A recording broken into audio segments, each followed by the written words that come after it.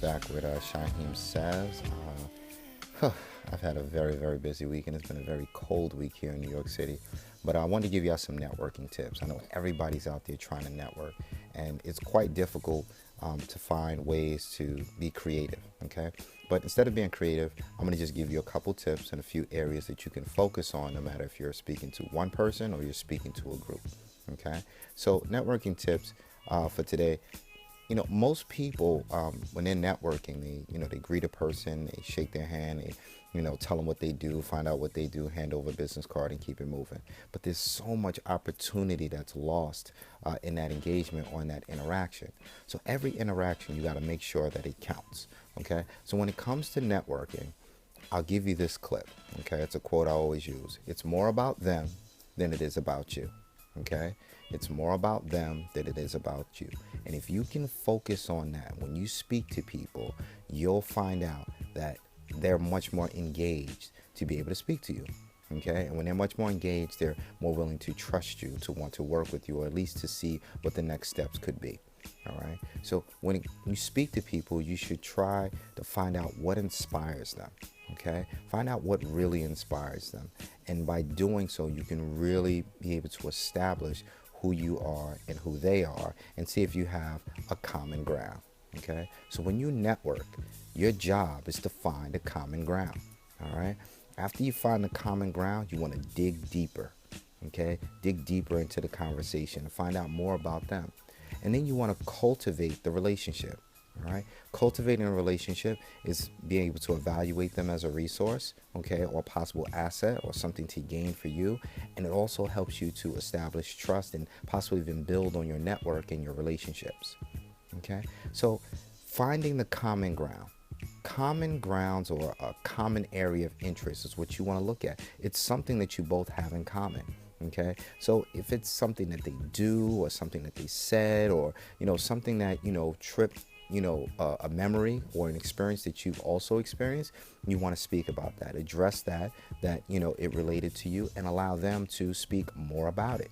The next way to be able to find a common ground would be to compliment them. Okay, they might be wearing something, or they might have said something, or they have a certain thing about them. Okay, complimenting, using your observation to compliment something that you observe will also allow you to establish a connection, especially if it's something that you can relate to. If a person's carrying a book that you may have read, or they're reading that book of an author that you're familiar with, or you're both looking at the same painting and you may already know about the artist. These are levels in which you can meet people on and either show that you have an interest equal to theirs, or either one of you may be able to have that type of intellectual conversation. Okay, now, and if all else fails, ask about schooling. Okay, high school, college, especially if they're from the same city you're from, or at least the same town, or even in the same state. But being able to speak about schooling, where they went to high school, possibly where they went to college, and at that point, this is where the engagement or the interaction goes to a new level. This is what networking really is. It's when you start to dig deeper. When you're digging deeper, you're asking that extra question to make them think about something in their mind from their experiences that's not regurgitated. Regurgitated answers are things that you don't even have to think about. They just come up on the fly. Hi, how you doing? What's your name? Half the time a person's saying their name, you're not really listening. You got to hear it 2 or 3 times to really get it. But it's so easy to be able to give the answer that you are expected to say.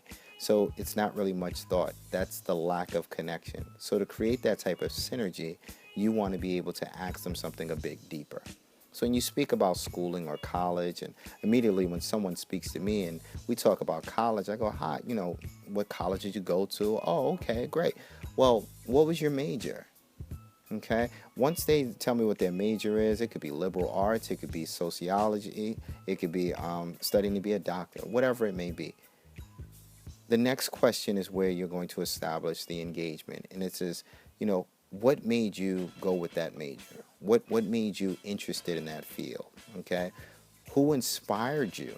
Okay, it might have been somebody that they were inspired by. It might have been somebody that they are familiar with, okay, that inspired them, or it could be a situation where their parents forced them to take on that major, and it's perfectly fine. But by digging deeper, you're going to be able to allow the individual to tell their story. Okay? Allowing them to tell their story. Usually, when somebody's speaking a lot, they'll turn around and ask you a similar question. What college did you go to? Or you may even interject and say, hey, I went to school, not too far from you. Or, I grew up in the same town as you, and we've never met. Okay? And this is where it goes to step 3, which is cultivating the relationships. Cultivating the relationships allow you to now establish a trust, okay? Something that you can build on, something that, just like in growing crops, you till the soil, you plant a seed, you add you have the sun, you constantly, are making sure that the soil is ready. You might add an earthworm or two. I do know about farming. But what you want to make sure that you're doing in cultivating a relationship is you're allowing the things that you do to grow, to allow them to blossom to something bigger and better when the time is right.